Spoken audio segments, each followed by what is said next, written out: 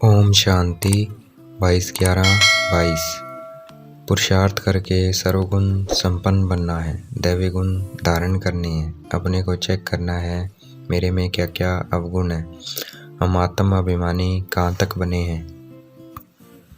ये जो लक्ष्मी नारायण के चित्र हैं, हम ये बनने का पुरुषार्थ कर रहे हैं। जो सर्विसेबल होंगे उनकी बुद्धि में लगा रहेगा हम मनुष्य को देवता कैसे बनाएं, कैसे सबको लक्ष्मी नारायण राम सीता की बायोग्राफी सुनाएं। बहुरूपी बन वेश बदल कर टिप टॉप होकर जाना चाहिए और युक्ति से बात करते उन्हें परिचय देना है। लक्ष्मी नारायण के मंदिर में जाकर समझाना है इन्होंने 84 जन्म दिए हैं, अभी फिर से ये राजयोग सीख रहे हैं लक्ष्मी नारायण बनने के लिए। अभी हम यात्रा कर रहे हैं वापस स्वीट होम जाने के लिए। हम अभी कर्मयोगी हैं, धंधादौरी करते हमें याद की यात्रा पर रहना है। जितना हम याद की यात्रा में रहेंगे उतना हम देवता बनते जाएंगे। मनमना भव का अर्थ भी है मन ही मन हमें शिव बाबा को याद करना है। मनुष्य जिनमें दैवी गुण होते हैं उनको देवता कहा जाता है।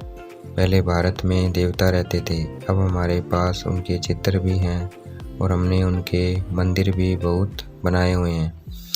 सतयुग त्रेता के राजा रानी दैवी गुण वाले थे, इसलिए उनके मंदिर बनाए जाते हैं। द्वापर कलयुग में जो राजा रानी होकर गए हैं उनके मंदिर नहीं बनाए जाते हैं, क्योंकि द्वापर में गुण कम हो गए हैं और इस कलयुग अंत तक मनुष्य में कोई गुण नहीं है, इसलिए अब मनुष्य असुर कहलाते हैं। सबसे ज़्यादा सतयुग के देवी देवता लक्ष्मी नारायण की महिमा है, क्योंकि वो 16 कला संपन्न थे। फिर उसके बाद महिमा है राम सीता की, क्योंकि वो 14 कला संपन्न थे। मनुष्य लाखों रुपए खर्च करके देवी देवताओं के मंदिर बनाते हैं, परंतु वे ये नहीं जानते इनको ये राजाई कैसे मिली, वे ऐसे गुणवान कैसे बने। हम अपने को पापी नीच क्यों कहते हैं, अर्थात अपने आप को असुर क्यों कहते हैं असुर देवताओं की लड़ाई लगी, परंतु लड़ाई लग ही नहीं सकती, क्योंकि देवता नई दुनिया स्वर्ग में रहते हैं और असुर पुरानी दुनिया नरक में रहते हैं, तो वह कैसे लड़ेंगे। और अगर देवता भी लड़े तो वह देवता नहीं कहला सकते और ना ही स्वर्ग में रह सकते हैं। और देवता लड़ेंगे भी क्यों, उनके पास राज्य भाग्य सब कुछ होता है, तो वह क्यों लड़ेंगे। परमपिता परमात्मा हमें संगम पर कर्म अकर्म विक्रम की गति समझाकर देवी देवता बनाते हैं। प्रजापिता ब्रह्मा बाबा भी शिव बाबा के बच्चे हैं। ब्रह्मा को भगवान नहीं कहेंगे, वह रचना है। देवी देवताओं को राज्य भाग्य परमपिता परमात्मा ने ब्रह्मा द्वारा दिया है और ब्रह्मा द्वारा ही हमें पढ़ाते हैं। भारत परमपिता परमात्मा का बर्थ प्लेस है, इसलिए यहाँ शिव जयंती मनाई जाती है। वह विश्व की सभी आत्माओं के सद्गति दाता हैं। मनुष्य शिव जयंती जरूर मनाते हैं, परंतु वह ये नहीं जानते वह कब और किसके तन में आते हैं। त्रिमूर्ति में दिखाया है लक्ष्मी नारायण को राज्य शिव बाबा ने ब्रह्मा द्वारा दिया। मनुष्य ये बात समझते नहीं है। परमपिता परमात्मा ने आकर हमें समझाया है कि तुमको मनुष्य से देवता बनना है, दैवी गुण धारण करने हैं, तो हमें पुरुषार्थ करके दैवी गुण धारण करने हैं। सतयुग में अकाले मृत्यु नहीं होती, देवता आत्म अभिमानी होते हैं। वहाँ कोई बीमार नहीं होता है, वहाँ जैसे राजा होता है वैसे प्रजा होती है, इसलिए उसको स्वर्ग कहा जाता है और इस कलयुग को नरक कहा जाता है। देवी देवता ही पूज्य थे, फिर वही पुजारी बनते हैं।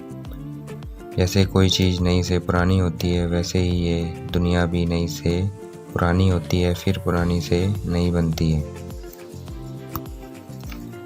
देवी देवता जब विकारी बन जाते हैं, अपने को हिंदू कहलाने लग जाते हैं। देवी देवता जब विकारी बन जाते हैं तो अपने को हिंदू कहलाने लग जाते हैं। हिंदू कोई धर्म नहीं है, क्योंकि ये किसी ने भी स्थापन नहीं किया है।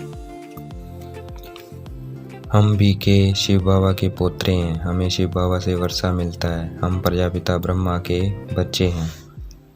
ब्रह्मा ब्रह्मा कुमारियों की निंदा इसलिए होती है क्योंकि वह विष विकार छुड़वाती है। महाभारत लड़ाई सामने खड़ी है, जल्दी से भक्ति का, इसलिए हमें जल्दी से भक्ति का फल लेना है। ब्राह्मण वह है जो श्रीमत पर चले, जो किसी को दुख ना दे और बाप का परिचय सबको दे। आज की मुरली का वरदान। मैं शब्द की स्मृति द्वारा अपने ओरिजिनल स्वरूप में स्थित होने वाले देह के बंधन से मुक्त भव। आज की मुरली का स्लोगन। निश्चित विजयी और निश्चित स्थिति का अनुभव करने के लिए संपूर्ण निश्चय बुद्धि बनो। संपूर्ण निश्चय बुद्धि बनो। अच्छा, ओम शांति। शुक्रिया मेरे बाबा, शुक्रिया।